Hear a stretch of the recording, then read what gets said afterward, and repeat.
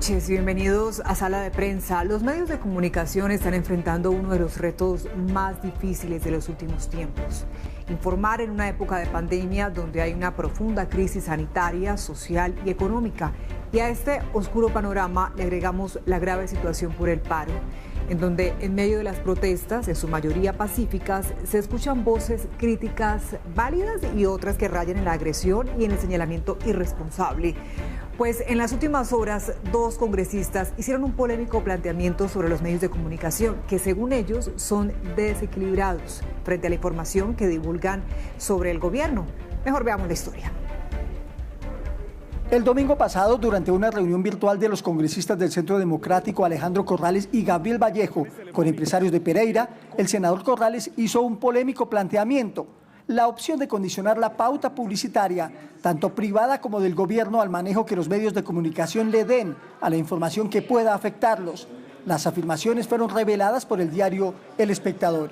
Yo, si estuviera en el gobierno nacional, ya le estaría exigiendo a los medios en los que yo pauto que empezaran una campaña masiva de unión del pueblo colombiano, de defensa del sector comercial, de defensa de los empresarios, de defensa del sector productivo.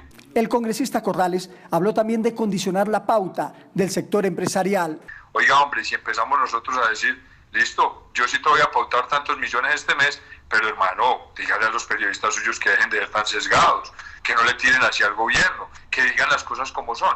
Y yo creo que ahí ha faltado participación del sector privado. La Fundación para la Libertad de Prensa FLIP y el diario El Espectador condenaron tajantemente la posibilidad de condicionar el trabajo periodístico a la pauta publicitaria. Amenazar a los medios de comunicación con retirarle la publicidad oficial es un chantaje claro y directo que termina desnudando un sentimiento completamente antidemocrático y que afecta la independencia de los medios de comunicación. Resulta deplorable y censurable que haya personas que crean que la publicidad se utiliza como un medio de chantaje para que un medio de comunicación hable bien o mal de una empresa o de un gobierno.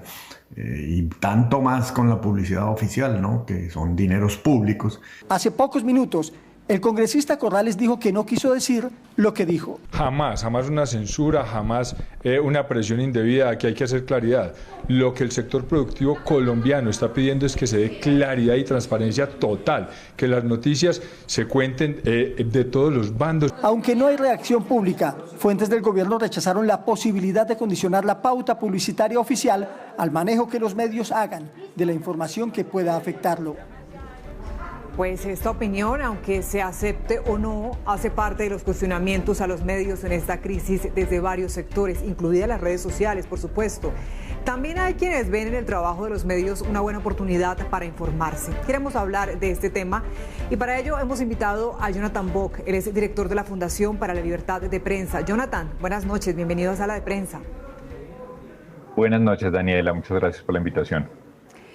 Ya veíamos parte de su opinión en el anterior informe, pero quiero profundizar más en ello. Lo que usted piensa sobre lo que dijeron estos congresistas frente a los medios de comunicación, el papel que deberían cumplir por estos días.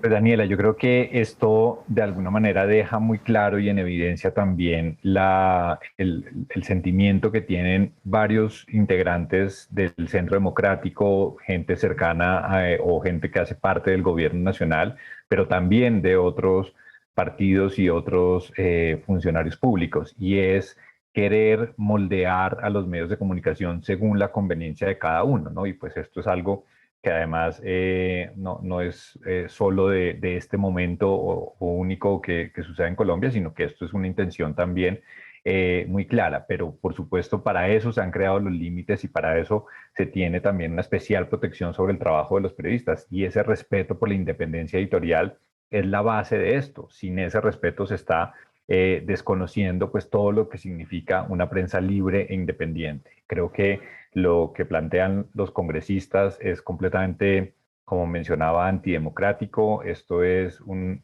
acto de chantaje, pero lo que quiero decir es que esto no termina de sorprender porque lastimosamente y desafortunadamente hay otros integrantes del partido de gobierno que piensan de una manera similar, y lo hemos visto también en cómo algunas estrategias también utilizadas por el presidente Iván Duque han ido dirigidas a moldear esta narrativa, a que se priorice la información institucional, a que se limiten los espacios del flujo de información por redes digitales y también por los medios de comunicación. Entonces, esto ha sido parte de una mirada y una estrategia que es que limita de manera clara el trabajo de los medios de comunicación. Jonathan, ¿usted por qué cree que hay voces tan duras y tan exacerbadas contra los medios que algunos llaman tradicionales? ¿Qué es lo que está pasando?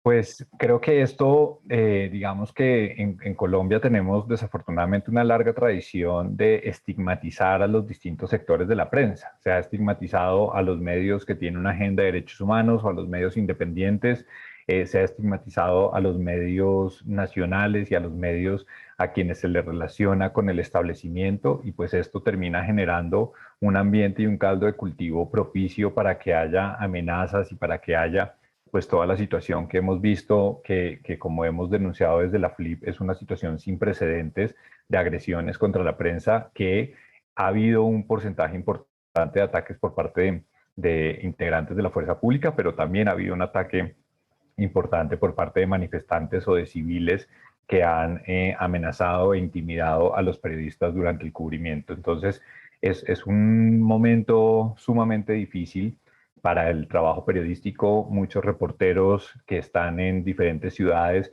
no se sienten seguros si van con los logos de las empresas periodísticas para las que trabajan.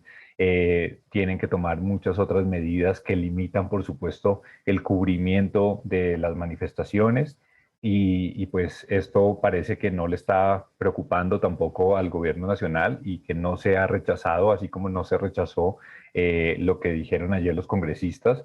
Y no se está mandando un mensaje de respaldo. Creo que ese es como uno de nuestros principales mensajes, y es que el gobierno nacional tiene que mandar un mensaje claro y sin ambigüedades a que todo trabajo periodístico y la libertad de prensa es algo que se debe respetar, porque de lo contrario pues estamos sumidos en este escenario de total agresividad.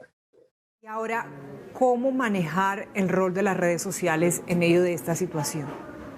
Jonathan. Las redes sociales han sido un escenario fundamental, sobre todo durante estas últimas 2 semanas, porque hemos podido conocer mucha más información, y esto, por supuesto, que aunque significa retos y aunque implica que haya la necesidad de hacer una verificación, que no se puede, pues, digamos, como permitir o tolerar que la desinformación y las estrategias de difusión de noticias falsas terminen afectando decisiones que tome la gente o la información que le llegue a la gente, pero no puede pensarse que el camino es censurar o apagar Internet, ¿no? Como también lo han dicho algunas voces, y mucho menos lo que ha dicho el ministro Diego Molano de Defensa, diciendo que hay un ciberterrorismo y que la información que circula en redes sociales donde se desprestigia a la institución se entiende como terrorismo, ¿no? Y creo que esto es peligrosísimo, y sigue aumentando este nivel de intimidación y de violencia contra fuentes, y en estos casos contra fuentes independientes y la información que está en redes sociales. Claro, y el reto también está en qué tan confiables son, qué tan confiable es ese material de las redes sociales.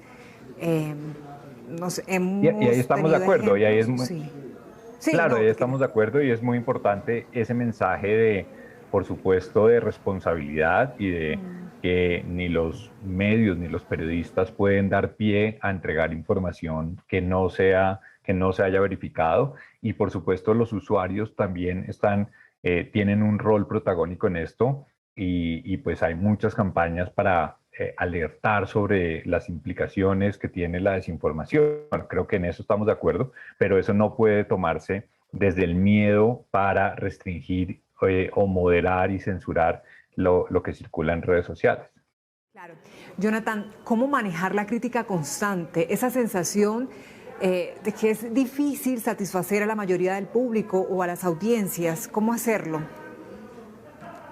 Sí, es un tema además porque yo creo que la crítica pues resulta también saludable y sana para el ejercicio periodístico, ¿no? Y creo que pues ahí también hay audiencias cada vez más críticas, más preparadas, y pues yo creo que eso, si se canaliza y se lleva, pues digamos como por el debate, es fundamental y puede resolver también muchos problemas. Sin embargo, pues claro, hay, ya después hay muchos aspectos para analizar de cómo fluye también esa crítica y cuál es la respuesta que dan algunos medios también a esos comentarios.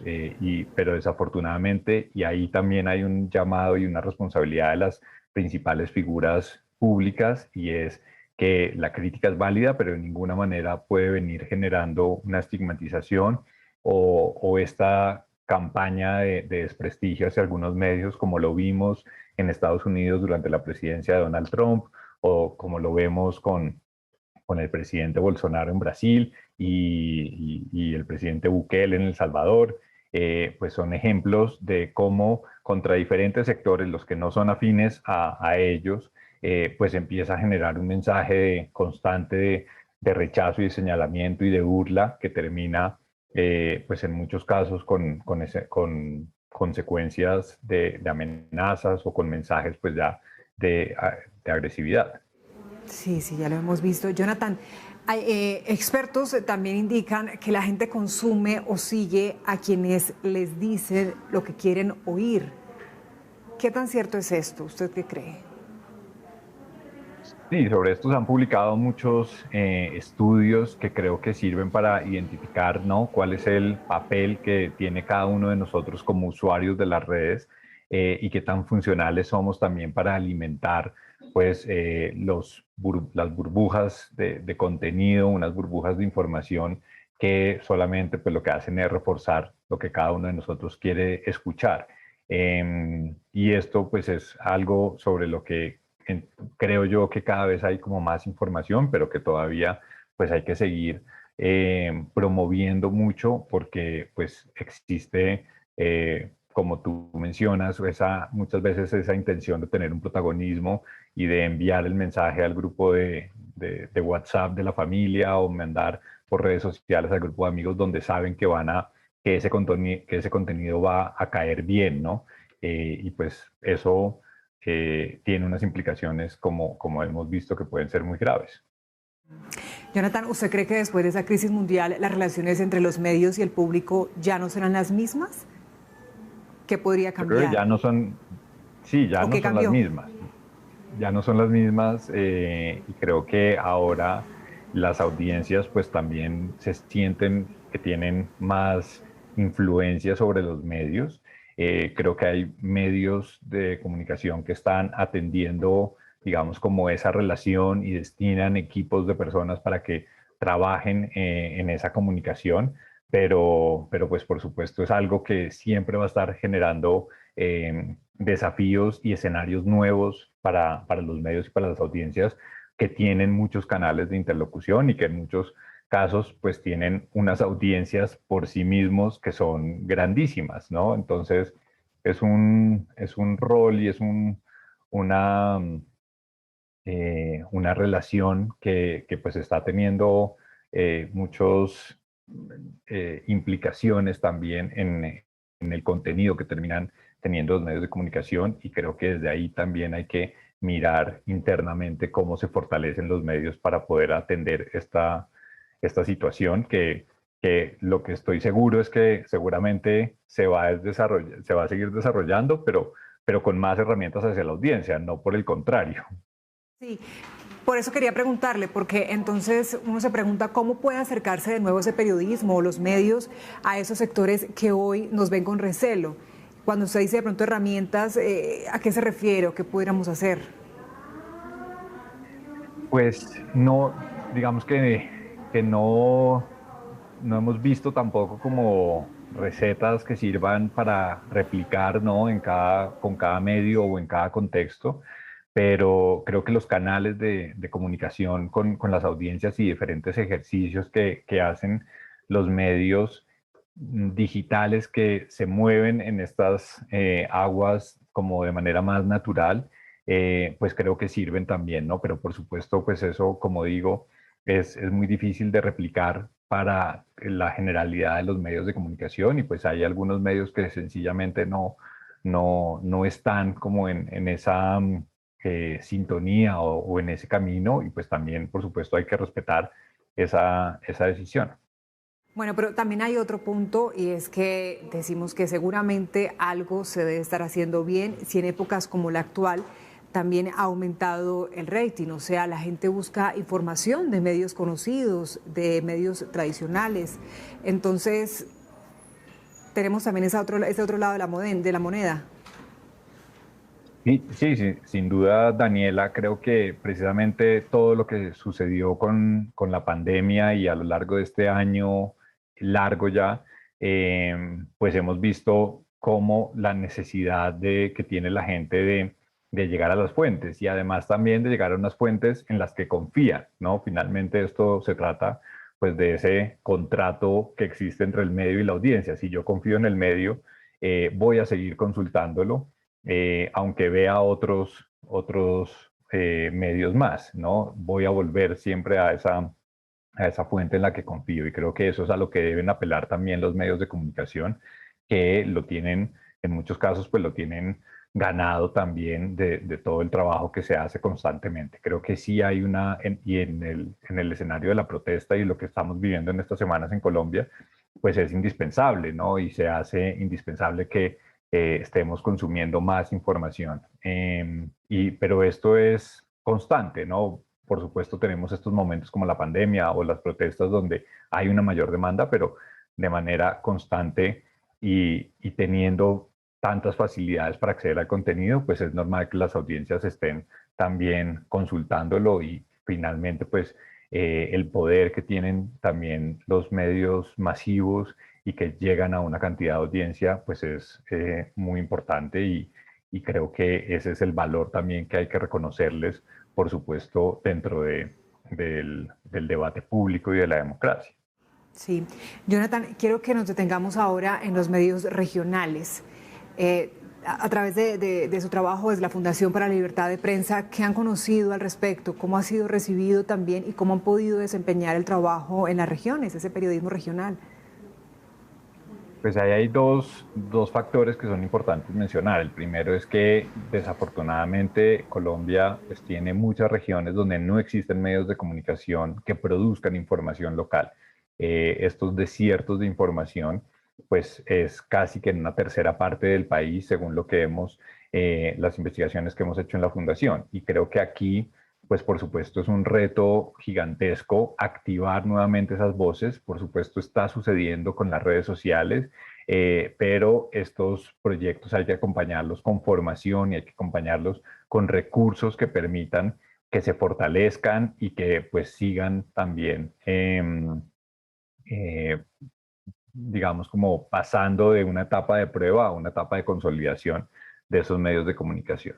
Y después estamos con los lugares donde hay una tradición de medios, pero desafortunadamente pues están en una situación muy complicada y muy débil, muchos medios de comunicación, por pues la última década y las implicaciones que ha tenido económicamente en las empresas, por supuesto la pandemia, por supuesto también las distintas maneras de comunicar, en que la audiencia busca información, y todo esto ha generado un problema muy serio, en el que pues existen medios, pero no tienen la solidez que tuvieron tiempo atrás, y eso pues debilita también la capacidad que tienen para cubrir estos escenarios. Y sin una prensa fuerte en las regiones, pues se termina todavía cerrando más la posibilidad de recibir información más plural, pues porque los medios nacionales no dan tampoco abasto para poder cubrir en detalle lo que pasa en cada una de las regiones. Entonces, la ausencia de información local, de una información constante, completa, que incluya diferentes puntos de vista y diferentes géneros periodísticos, pues es cada vez más escasa. ¿A eso se refiere cuando dice la prensa más fuerte en las regiones? ¿O a qué? ¿Perdón? Cuando hablas de una prensa más fuerte, más fortalecida en las regiones, ¿te refieres a que a ese tipo de posibilidades, más fuentes, o a qué te refieres? Claro, que tengan, pues digamos, porque lo que hemos visto es que han ido desapareciendo los medios regionales, que han ido también pues reduciendo su capacidad como empresas, son cada vez empresas que tienen menos periodistas y que en los casos pues también es muy precario también muchas de las condiciones económicas de estas empresas, ¿no? Estamos hablando que pues según diferentes informes, entre el 60 y el 70% de los periodistas en las ciudades que no sean las ciudades principales reciben menos de entre un salario y 2 salarios mínimo, perdón, el 60-70% reciben menos de un salario mínimo, ¿no? Y eso es una situación, pues por supuesto, que termina volviendo muy frágil el trabajo periodístico. Claro, increíbles esas cifras. Jonathan, hay un punto también muy importante y es sobre cuál cree usted que debe ser el comportamiento de nosotros los periodistas en las redes sociales, sobre todo en un momento tan complicado por el que pasamos, donde a la vez podemos decirlo, pues también somos colombianos, también somos seres humanos y también nos duele lo que está pasando y nos preocupa lo que está pasando. Pero ¿cuál debe ser nuestro papel, nuestro comportamiento en este tipo de espacios, en las redes sociales? Daniela, ese es un debate muy interesante. Hemos pues habido distintas posiciones al respecto, ¿no? Unos medios de comunicación donde les han prohibido a sus periodistas que tengan una posición diferente a la del medio cuando tienen redes sociales abiertas y pues que son, digamos, como activas. Esto lo hemos visto en la BBC, lo hemos visto en el New York Times, donde se hacen unas fuertes recomendaciones para que no se expresen unas opiniones que puedan entenderse como de activismo político o que puedan tener implicaciones para la línea editorial del medio. Y esto, pues finalmente, creo que aporta en el sentido de que pone unas reglas claras y que no deja tampoco a la discrecionalidad en el momento que se terminen tomando decisiones cuando algún medio de comunicación decida despedir a un periodista por sus comentarios en redes sociales. Pero pues a mi modo de ver creo que es una manera de limitar también muchas voces que van más allá del medio de comunicación. Creo que pues aquí ese debate es todavía pues algo que se está conversando en diferentes redacciones y no sabría tampoco decir cuál es la fórmula mágica, y creo que estas son decisiones finalmente que corresponden a las empresas, pero como digo, sí creo que se termina limitando mucho las voces de los periodistas cuando se les lleva al terreno de que solamente pueden opinar como pues identificándose con la línea y con la posición del medio de comunicación. Pero es un debate muy amplio. Sí, es un debate amplio y también necesario. Lo cierto es que hace parte de los retos a los que nos enfrentamos los periodistas en momentos de cambios como los que vivimos desde hace más de un año. Pues Jonathan Bock, director de la Fundación para la Libertad de Prensa, usted como siempre ha sido muy amable. Nos encanta tenerlo con nosotros para este tipo de análisis. Le mandamos un abrazo. Muchas gracias.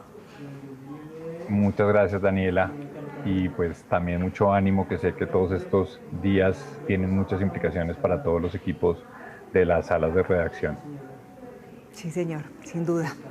Terminamos, ya viene Signo Pesos. A ustedes, gracias por conectarse con nosotros. Que tengan buena noche y que descansen.